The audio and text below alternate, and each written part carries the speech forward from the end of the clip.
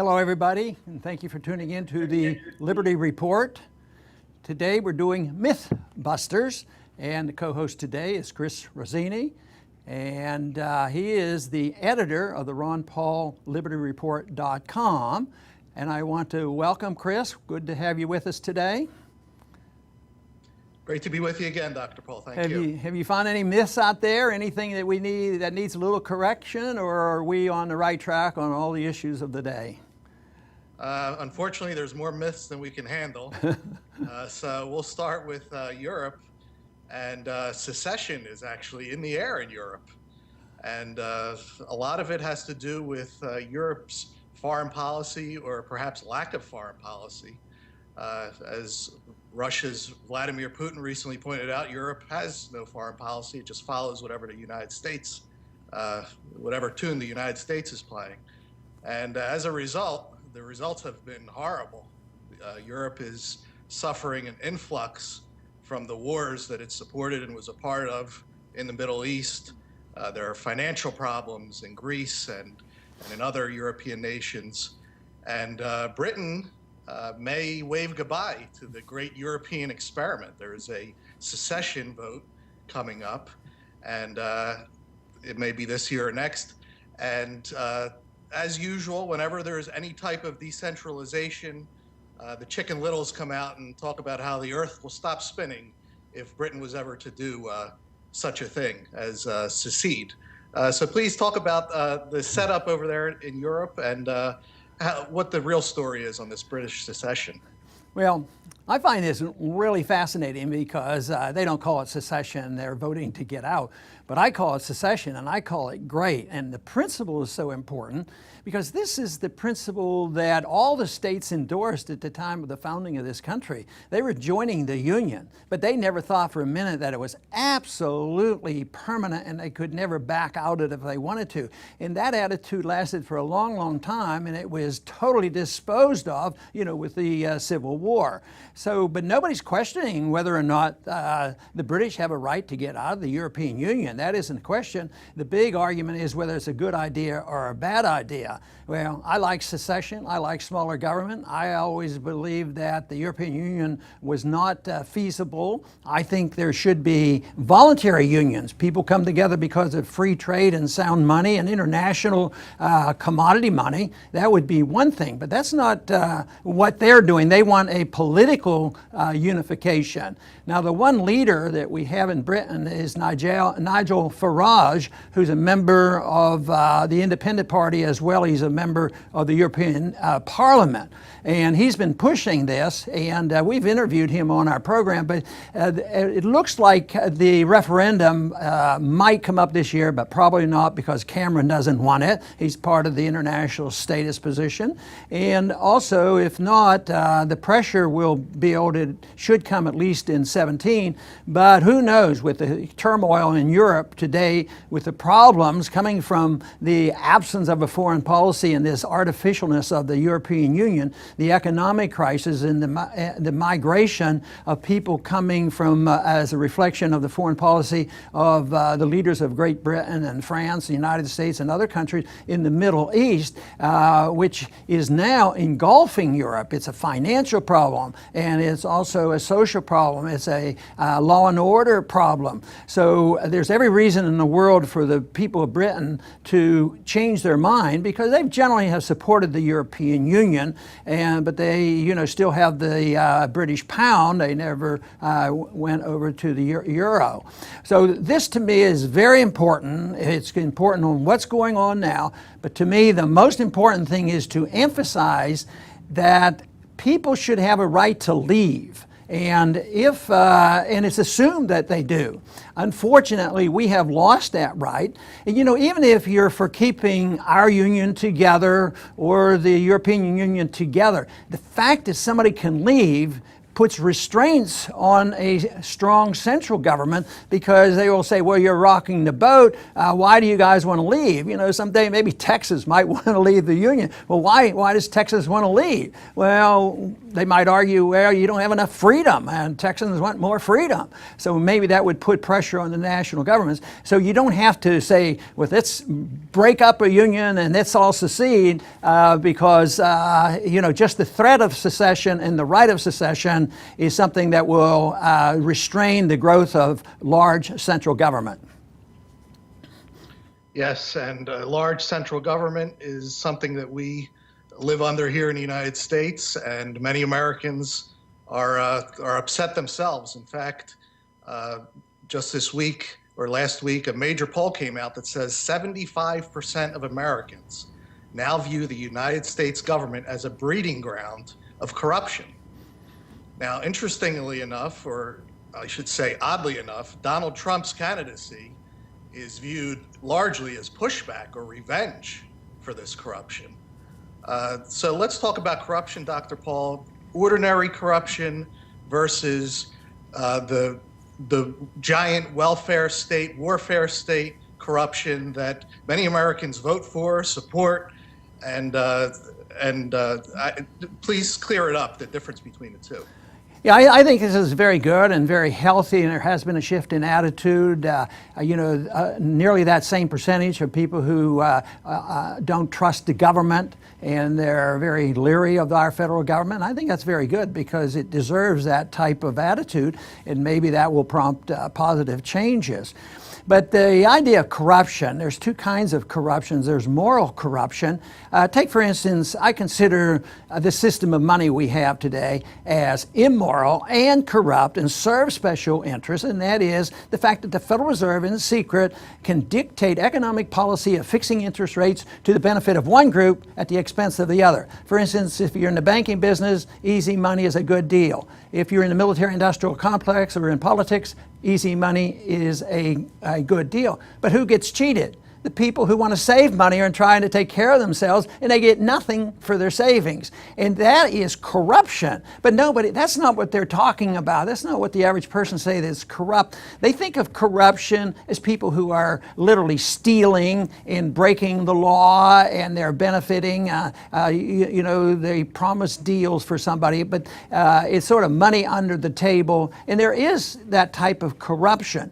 But since I've been in and out of Washington, the people I met, I would say that they're not corrupt in the illegal sense. They're not taking stuff under the table. They're getting some indirect and future benefits, but most of the corruption, there's not that much of that type of corruption. The real corruption comes from the fact that very few people in Washington ever read the law by Bastiat. The government should not ever be doing anything that you and I can't do. So if government is involved in printing money, we're not allowed to do it. It's counterfeiting. But if you let the government do it, that's immoral. So if you want to transfer wealth, if you want to help people because there's poverty in the world and people are going hungry, we all can be compassionate and argue the case that freedom and property rights and free markets and sound money will take care of that problem the best way possible. But if you say, well, we endorse the fact that you should tax those who have been successful and take from them and give to somebody else, that's theft. But this is not the type of corruption I think most people are thinking about when they're talking about the government is too corrupt. And of course, I think there's more of the corruption which is literal and illegal, that goes on as well. But I think our bigger problem is the corruption in political philosophy, economic misunderstanding, and how it benefits so many. It's very corrupt how the military-industrial complex makes war profits, and takes jobs away from people and causes inflation and causes medical care to go up.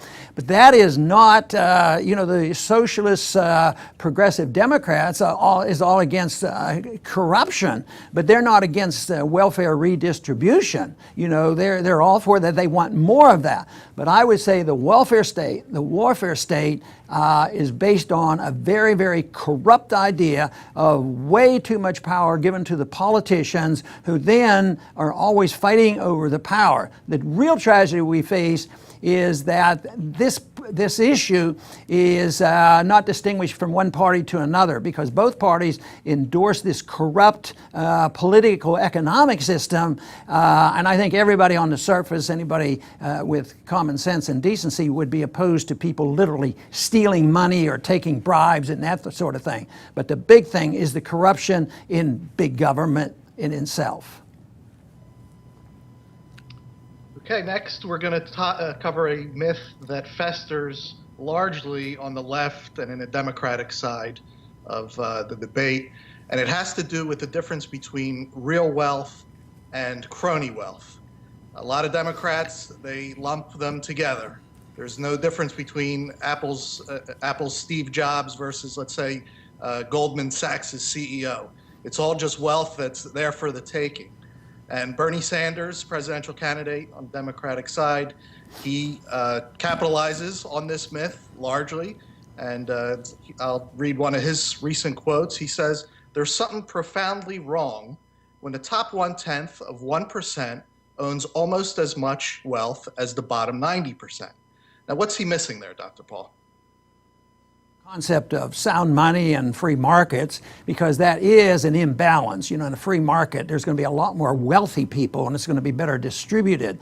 But he's just lumping wealth as the problem, because they think that there should be equality of wealth and that they should take it from one and give it to another. And he's all for taxing this wealth. So if you have Steve Jobs, who has done well, did well, and he produces jobs, and he produces the jobs that are necessary. But this is pure democracy. People made Steve Jobs wealthy because they bought his product. It was a good product, and that is a true vote of democracy. But if somebody is rich because they can use eminent domain and get easy loans from the banks and get bailouts, and they're in the military-industrial complex and they're wealthy, I agree with Bernie Sanders, but he won't distinguish between the two. And right now there's a tremendous amount of wealth because of this system and because of the monetary system, that wealth gravitates to the very wealthy and the poor are punished. And this is what we're seeing. Austrian economics and Mises always taught that, you know, if you continue with an inflationary system and systematically destroy the value of a currency, you'll wipe out the middle class. So with all this effort of the liberals and the socialists say, we got to take care of the poor, and help people who ever need anything, what they're doing is inadvertently destroying the middle class. And then they come along and they say, there's too many wealthy people. What we have is we haven't taxed people enough. We have to continue to redistribute wealth by force, rather than trying to understand exactly the difference between earned wealth and wealth that has been gained through an economic system or through privilege or through contracts with the government. That makes a big difference. You know, we have the military-industrial complex, we have the drug-industrial complex, we have the educational-industrial complex. It's on and on. And corporations do benefit. So there's much in the language that we can agree with the progressives and people like Sanders, but he needs to get another course in free market economics and property rights. Yes, next we'll go from the left to the right and to the neocons who dominate the ideas of foreign policy for way too long. And one of their common tactics is to portray the United States as this good shepherd that oversees the world, minding its own business, and out of nowhere, the bad guys come and attack. And as a result, the U.S. is dragged, they like to use the word dragged, into yet another war. We'll use John Bolton, a quote from John Bolton. He's a former U.S. ambassador to the United Nations. And this is how he likes to portray the way he sees it. He says, "Our actions did not cause radical Islamists to hate us. We cannot remain crouched in a fetal position, hoping not to offend anyone or respond to terrorism's global reality only after we are attacked. In the war we are in, not of our choosing, but because we are being attacked, the only long-term strategy is to destroy the enemy, not to appease it." What do you think, Dr. Paul? He's a joke. That's what I think.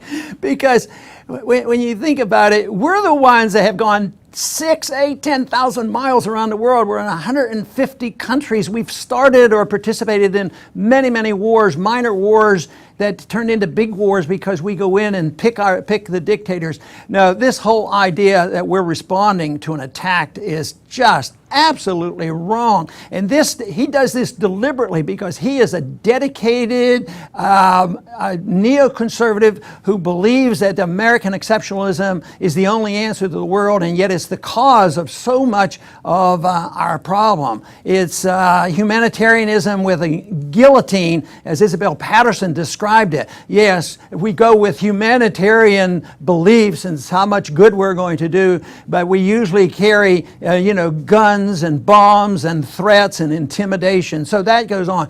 But it does remind me of one little episode prior to the time we voted in the committee about going to war against Iraq, because I said, Iraq has not committed aggression against us. What are we doing this for? We should not do this. And one of the other members got up and he put me down. He said, Dr. Paul, you don't know what you're talking about. He says, they have committed aggression against us. They're actually shooting at our airplanes as we fly over their country and we're bombing them. That's their definition of aggression, that we can do anything we want. In any opposition, it is considered aggression against our policy. We have a long way to go to get that understanding out there because the media essentially endorses the neocon position. Right. Let's end, Dr. Paul, with Hillary Clinton. One common thread that we see throughout our lives is government is always there to help. And after they help, they have to help fix the mess that they created, and on and on and on. They're always fixing the prior mess. One of the most popular these days to talk about is the student loans. Government was trying to help students get into college for a reasonable amount of money. As a result, they drove up prices, and now students are saddled with this debt. Hillary Clinton, in her drive to further help and create and to fix the previous problem of government loans, says it's a disgrace that government is making money off of lending to college students. We need to end that. What do you say, Dr. Paul? Well, I think she needs a lesson in economics also, because where does she get the money to make the loans? It comes out of the Federal Reserve and out of debt. And the idea, and of course it's done through the banking system that makes profits, and they're guaranteed and they're backed up. The federal government should be out of the education business, but it absolutely doesn't do any good. To say that the government has no right to make any money, well, they have no right to be involved in education, because it does. It boosts up the cost of education. It also produces an educational system that is inferior. It's harder for people to get jobs. And if she wants to protect the students, protect them, not talking them into taking these huge loans, but making sure that they understand that ultimately debt that is passed on, let's say they get exempt from paying these loans back, which they will, ultimately it's destructive because it causes inflation. The current generation, as they go out in the world, they're still going to be penalized for that, and there's not going to be the jobs out there. So she is very mixed up on that, and this is hardly is the problem that the government's making profits off of student loans. That gets to be a little bit silly. But and Chris, I think we have to go now. And once again, I want to thank you for helping us out here on Mythbusters. Always a pleasure, Dr. Paul. Well, very good. And I want to address the listening audience and just say thank you very much for tuning in. I hope you enjoyed the program, and please come back soon.